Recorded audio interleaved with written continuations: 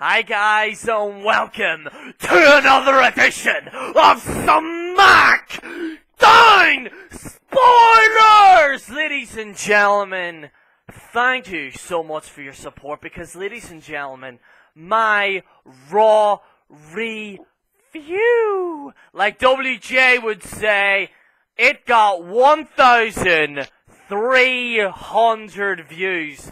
Not bad for a guy who just did a Raw review the day after. But, ladies and gentlemen, I have a very special message. A very special message for a certain someone right now. And that is Mr. Andre Curville. I would like to say on behalf of General Jerry and my team and the whole of the YWC, I would like to congratulate Andre Curville. He is now signed with Vince Russo. I would like to congratulate you. You are an amazing reviewer. I think what you're doing on YouTube is absolutely amazing, and I believe that you will do amazing things. Also, a shout out to Bill Apter as well. Andre was a part of that, now he's a part of Vince Russo's podcast, but a shout out to Bill Apter and Big Ray as well. You know, Big Ray, an amazing guy. He does a lot of great podcasts, so check out his videos as well as Bill Apter's team. They're an amazing team as well. But I actually just want to congratulate Andre Curville. I congratulated him on Facebook, and I think Andre is going to do amazing things in the world of professional wrestling. And amazing news for him.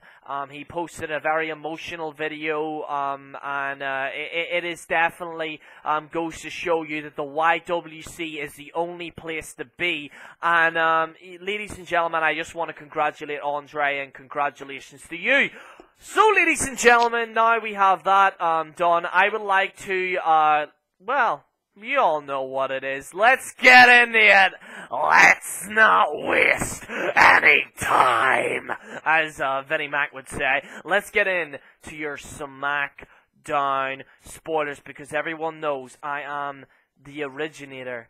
I am the man that created this show, and I'm the man that made it popular, daddy. So let's get into it. Let's not waste any time. So, the following is your WWE tape September 17th WWE Smackdown episode from Little Rock. Here is the full Smackdown spoilers. So, in the dark match, the Dudley Boys defeated Heath Slater. I'm fucking surprised he's still in the company. And Brad Maddox. Ladies and gentlemen, for anyone who doesn't know, WWE is currently in the development of making Heath Slater and Brad Maddox a jobber tag team. I was gonna say tag team, but I just had to say jobber tag team because it's a fucking jobber tag team. I actually do like Heath Slater, actually. I've seen Brad Maddox's new in-ring, you know, his new in-ring interior. Looks a lot like CM Punk's, you know, wearing the hoodie, etc., etc., but, you know, I actually do like Heath Slater. I think he's pretty funny. I mean, honestly, now that, you know, we don't really have that much legitimate funniness, I think that they should let Heath Slater be the comedy type thing, where he's, like, joking about having it. Anyway, that's besides the point, but that's what I personally believe. But the Dudley Boys defeated Heath Slater and Brad Maddox in a dark match. Damien Sandow. Now, ladies and gentlemen, I have some for all you Damien Sandow fans out there, because for anyone who doesn't know, I am a big fan of Damien Sandow. He's so fucking good on the microphone, really, really funny, and I actually have some backstage news for you on Damien Sandow once I go through SmackDown spoilers, but so you gotta stay tuned, ladies and gentlemen, because SmackDown spoilers, I am always giving out the information, I am always consistent, and I am quite simply the best. Ladies and gentlemen, let's get into your WWE SmackDown official results right now. Right, so before I do, let's make a bet, okay? Now, I haven't seen it at all, so I'm covering up. Right, so how many times are we going to see a disqualification, and how many times are we going to see a count-out, okay? Right, so you got 3 seconds to decide.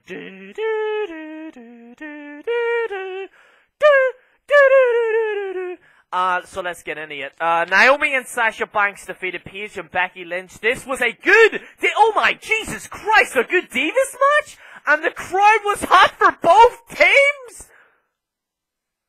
There's something in this fucking Coke. Coca-Cola. Sponsored by General Jerry. Something in this Coke right now? Has someone put anything in my e-cigarette? A good Divas match? Did they take lessons from the knockouts? I'm sorry, this is shocking. I'm actually taken back by this. No, legitimately, what? A good Divas match? Wow. Well, crazy things have happened. I mean, just look at the YWC in recent weeks. But anyway, the New Day. The New Day comes to the ring and cuts a promo, tables and trees. The Dudley Boys interrupted, and immediately there was a non-title match that the... What? What? No! No! No! No! No! Are you fucking high? The New Day beat the Dudley Boys? Are you insane? The fuck is... Oh my god, ladies and gentlemen, just when I was about to start off with this episode, so happy, having a good time, I'm ready to fucking skip out the door. Ladies and gentlemen, the New Day beat the Dudley... Well, it's on SmackDown, nobody's probably gonna see it anyway, I don't know why I give a shit, but yeah, the New Day defeated the Dudley Boys in a non-title match. I mean, usually when that happens, that means that the Dudley Boys will be your new WWE Tag Team Champions. They usually do that for people to get over on SmackDown, but let's face the facts. Nobody watches SmackDown because they're too busy watching my fucking show. Yeah, WWE, you need to sponsor me, you little bastards. Anyway, the Big Show defeated Cesaro with a knockout punch. And, and nobody gave a shit. Yeah, Kevin Owens defeated Dolph Ziggler with an assist from Rusev. Wow, we're gonna see a tag team between Kevin Owens and Rusev. Yeah, I thought Kevin Owens was going after, Ryback. Why the fuck's he involved? Well, probably they're having Kevin Owens versus Ziggler or something like that. I don't know, I don't really give a shit, but yeah, quite fucking clearly they're still continuing with this Dolph Ziggler Rusev thing. I don't give a fuck. Please move on from it. I'd rather cut my genitals off to watch this fucking match. And the fortunate thing is, ladies and gentlemen, you know, the general makes sacrifices. I make absolute sacrifices for my fans. And the question is that I am gonna have to cover this match on full coverage, uncensored, and uncut on the General Jerry channel, unfortunately. But, ladies and gentlemen, let us move on. Roman Reigns and Dean Ambrose defeated Sheamus and Seth Rollins in the main event. What now? Roman Reigns and... I had to read that again. Roman Reigns and Dean Ambrose defeated Sheamus and Seth Rollins. Are you sure no one's fucking putting shit in my drink? Excuse me. Bartender, you not putting any shit in my fucking drink? No? It's just Coke? What do you mean? What do you mean I owe you £50? It was only a few Guinness. Oh, fuck off. Sorry. Ladies and gentlemen, because I'm in my, pink mansion, I basically have a bartender now, so... Anyway, let us continue. Are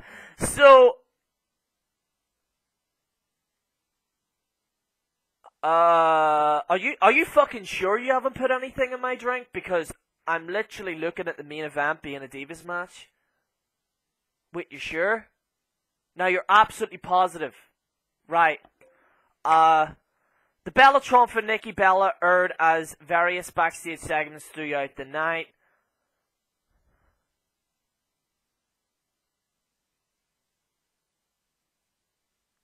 so it wasn't a match, it was the Bellatron.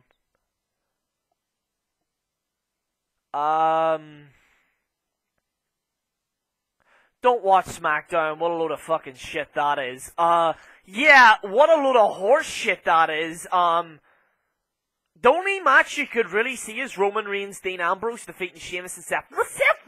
See, to be honest with you though, I will say this. If Seth Rollins is losing all the time, it's making me worry about Sting. I think Sting may lose now, because usually when the champion is losing all the time, consistently, if you look at The Miz, I'm sorry, you probably have a seizure, you literally probably have a flashback of The Miz as WWE champion, but whenever usually a vulnerable champion loses and loses and loses and loses, he probably then wins at the end of it.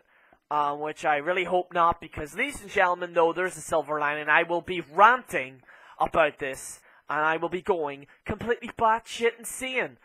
So yeah, this is your SmackDown spoilers. Let's get into some of your news right now. Not a lot of news. There is two main newses right now. Two main newses. Damien Sandow brings back Savior. Oh my, thank fuck for that. Damien Sandow brings back the Savior of the Masses WWE gimmick. Let's get into this. I actually have not read this, and I would like to get into it. Damien Sandow has brought back the Savior of the Masses gimmick, sort of. The Miz's former stunt double, who has been missing from our screens for some time now, worked a dark match at last night's SmackDown taping in Little Rock, as I'm sure you all know, against Adam Rose. So yeah, which is pretty interesting because it wasn't on SmackDown spoilers. Nope, wasn't on it. It was probably a dark match. But yeah, no, it's probably a live show, sorry, they usually have live shows. But yeah, the Savior of the Masses is back. Although he is a face, I would like to see him as a heel, because I think Damien Sandow as a heel for the Savior of the Masses is completely amazing. Because, you know, I actually did like that gimmick. I don't know why they...